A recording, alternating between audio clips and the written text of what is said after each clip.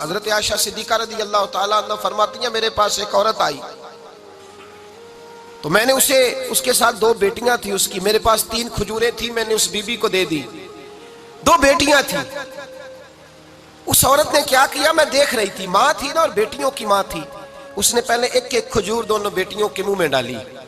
اور پھر جو کھجور اس کے پاس بچ گئی میرا خیال تھا یہ کھائے گی،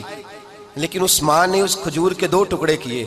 اور وہ بھی اپنی بیٹیوں کے منہ میں ڈالے۔ حضرت عائشہ صدیقہ فرماتی ہیں اس کا عمل اتنا حسین تھا،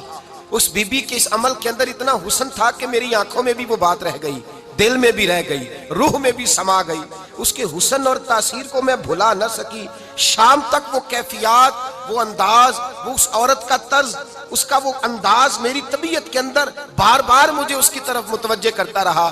شام کو محبوب تشریف لائے، نبی کریم صلی اللہ علیہ وسلم شام کو جب تشریف لائے تو حبیب پاک علیہ السلام کو میں نے بتلایا، میں نے کہا حضور بی بی آئی تھی،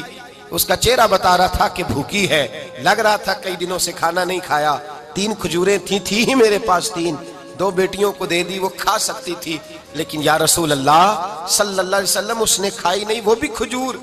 2 ٹکڑے کر کے بیٹیوں میں بانٹ دی ہے۔ حضرت عائشہ کہتی ہیں دیر تک حضور میری بات کو سنتے رہے، دیر تک میری طرف دیکھتے رہے، اس تصور کو، بیٹی کے پیار کے اس ذائقے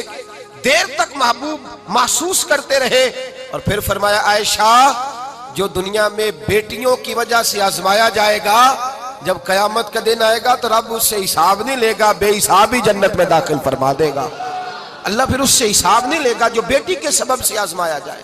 یعنی حضور نے باپ کو کہا کہ بیٹی کو مصیبت نہ سمجھنا، اگر کبھی اس کے میکے سے جھگڑے کا پیغام بھی آ جائے، اگر کبھی دوبارہ تجھے اس کی طرف پلٹ کر جانا بھی پڑے، میرے نبی پاک صلی اللہ علیہ وسلم سے کسی صحابی نے کہا تھا یا رسول اللہ بہترین صدقہ کون سا ہے؟ حضور بہترین صدقہ کون سا ہے؟ وہ میرا مال جو اللہ کے راستے میں خیرات کروں تو رب مجھے زیادہ اجر عطا کرے، وہ کون سا ہے؟ تو میرے نبی پاک نے فرمایا اگر تیری بیٹی واپس لوٹ آئی طلاق کی وجہ سے یا بیوہ ہو کر واپس آ گئی اور تجھے اس لوٹنے والی بیٹی پر کچھ خرچ کرنا پڑا تو تیرے رسول کا وعدہ یہ ہے کہ اللہ تجھے اس روپے پر سب سے زیادہ اجر عطا فرمائے گا، اس پیسے پر اللہ تجھے سب سے زیادہ۔ انہیں بوجھ نہ جاننا، ان کی آزمائشوں پہ پریشان نہ ہونا۔ گھر کبھی بیٹی کا پیغام آ جائے کہ اس کو پھر سے یہ تکلیف ہوئی ہے، باپ سمجھنے لگا تھا کہ میں تو فارغ ہو گیا، نکاح کر کے میں فارغ ہو گیا، پھر اگر کبھی اسے پیغام آئے تو میرے مصطفیٰ کریم نے فرمایا وہ پریشان نہ ہو، وہ دکھی نہ ہو، بلکہ جو بیٹی کی وجہ سے آزمایا جائے گا اس سے تو حساب ہی نہیں لیا جائے گا، اللہ بغیر حساب ہی جنت عطا فرما دے گا۔ اتنا بڑا مقام، اتنی بڑی عظمت اور فضیلت اللہ کے رسول نے بیٹیوں کے ماں باپ کو عطا فرمائی۔